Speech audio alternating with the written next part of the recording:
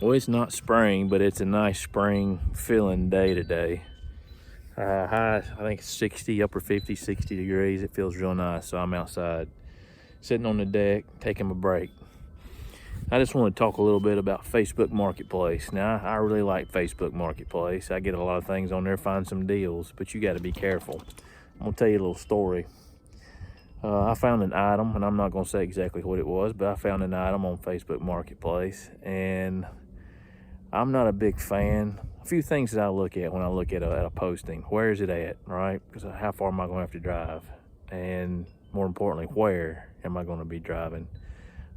This particular item was in Charlotte, and I just don't like going into big cities.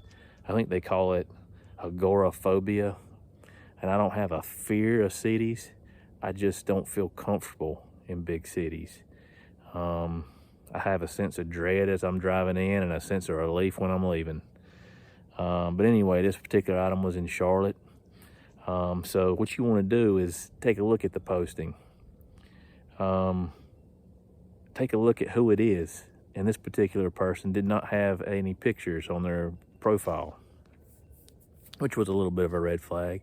They had 5 items in their Facebook Marketplace menu. 3 of the items were properties outside of my state. And then another item was sold, and then this particular item that I was looking at. So again, a little bit of a red flag for me. But I messaged them and asked them the best price. It was already posted for a good price, and they gave me a best price of $50 less than what it was posted for, which was more than half of what the item sold for new, and this item had only been used one time according to them. So I felt good about that. The price was right. So I kind of rolled the dice, and had them send me an address. Told them I'd be there on a particular day and a particular time. And when I got the address, I put it into Google Maps, and I was going to look exactly where I'm going, right? What kind of place is this?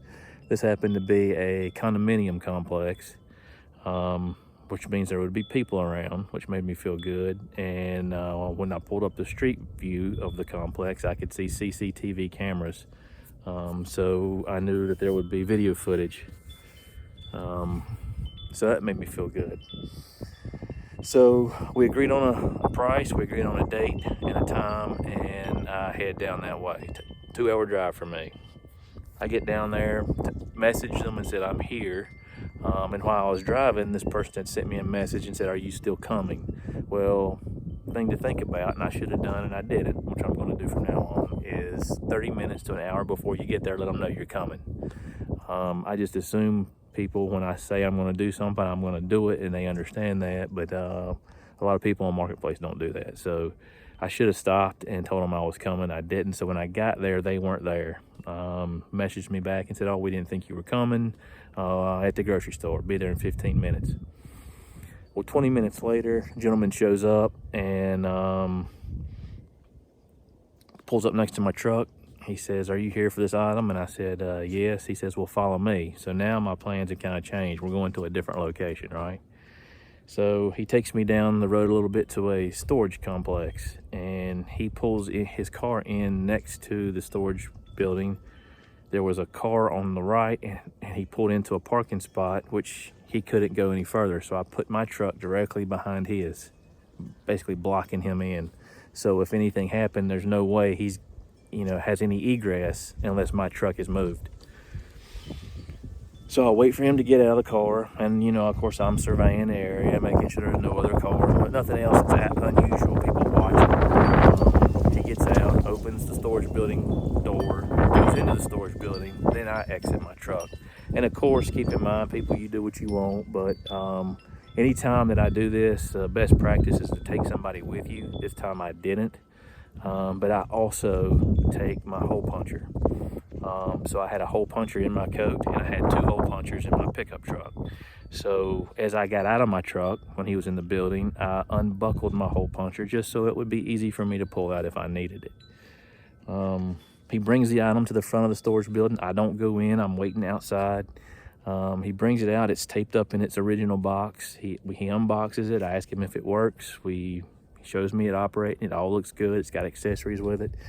And then I say, you know, are you the person I've been talking to? He said, no, that's been my wife. And I said, okay, well, we agreed on, you know, 450. The price was 500. We agreed on 450. And he says, no, that's not, that's way less than half. I can't do 450. And I said, well, I've got a message from her that that's the price. I pulled it up, showed it to him, and he starts boxing the thing back up and takes it back into the building.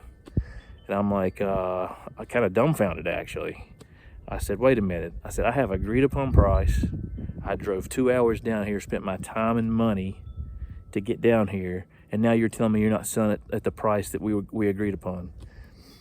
And he said, no, I'm sorry, I can't do it. Absolutely not. You know, I hate it for you got in the middle of this. And I said, well, you know, that took a lot of gas coming down here, so I'll give you gas money. How much? I said, $50. That's his truck burns a lot of fuel, $50. So he pulls out his money and he starts counting, and I see him count 240s or 220s, $40. And I said, wait a minute. I said, you're going to pay me $50 in gas to come down here, leave when you're asking 500. I settle on 450, and you're going to give me $50. We're right back to the price. Just let me buy it for 450. He's like, well, I can't do $50. He said, I can do 20. And I said, what is the best price? Well, you had it for 5. What is your best price? He's like, oh, I was going to do 475.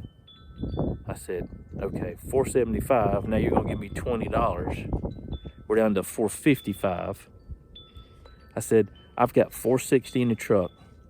I'll buy it for 460. We can do one of two things. I'll give you the 460 for the item, or you can give me that $40 that you counted out from a gas money. One of the two ways. And I was hot. I was a little bit aggravated about this. So he's standing there, and he was a foreign gentleman. He's standing there, and he's kind of looking at his money, and I'm thinking, there's no way he's paying me $40 when he can get $460. And he said, yeah, we'll do it. So I give him the money, and anyway, I had thought about giving the lady 460 anyway, because when I got the money out of the ATM, it counted out in 20s, and I wasn't about, especially now when the circumstances I was in, I wasn't about to ask for change for 450. So I had already in my mind decided that 460 was the number I was going to give her anyway. So I wasn't out of anything. So I gave him the money, I took the item, and I got out of town as quick as I could. And I got to thinking later, you know, I wonder if that was a scheme to try to get more money out of me. I thought about that, but I really don't think that was the case, because when I told him the price, he looks dumbfounded, and I'm pretty good at reading folks, and he seemed pretty sincere about the fact he wasn't trying, that he thought it was at the sale price of 500. So folks, just keep in mind, always be prepared when you're on Facebook Marketplace. There's deals you can get, but there's also scams, and you just got to be careful. Know your surroundings, do some research before you go, and always be aware. Have your whatever your senses, your sixth sense, your spidey, whatever you want to call it, spidey sense, whatever you want to call it. Make sure you're aware of your surroundings and you know what's going on, and you're prepared for just about any scenario that can come up. I can tell you other stories. My son and I, usually, like I say, usually I take 2 people, another person with me. But we've had some adventures getting things on Facebook Marketplace. Again, usually in big cities. One time we went to Winston-Salem and we had a mess.